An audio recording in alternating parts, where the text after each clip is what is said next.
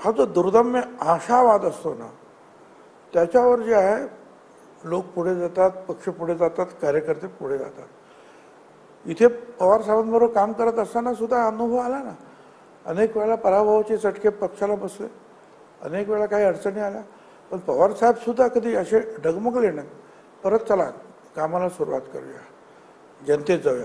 95 सालामध्ये काँग्रेसमध्ये आम्ही सगळे होतो आणि आपण सगळं पाहिलं, पवार साहेब होते, मी होतो काँग्रेसमध्ये, आणि काय करायचं, सरकार गेलं आमचं, तर पवार साहेब म्हणाले की नाही चला आता कामाला लागायचं।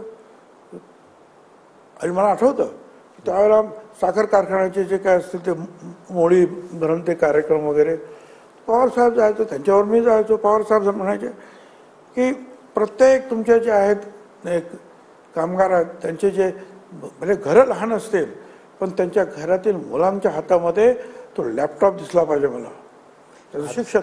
माझं काय म्हणणं आहे की पुन्हा कामाला लागले, मुद्दा तो आहे की पुन्हा कामाला लागले। आणि सांगितलं वसंत दादा जेव्हा पण म्हणाले होते ना एकदा, काय जेव्हा अशा अडचणी येतात तेव्हा जनतेमध्ये जा, तर जनतेमध्ये जाण्याचं काय। ज्या बाळासाहेबांबद्दल तुम्ही एवढं बोलताय त्या बाळासाहेबांना तुम्ही अटकही केली होती।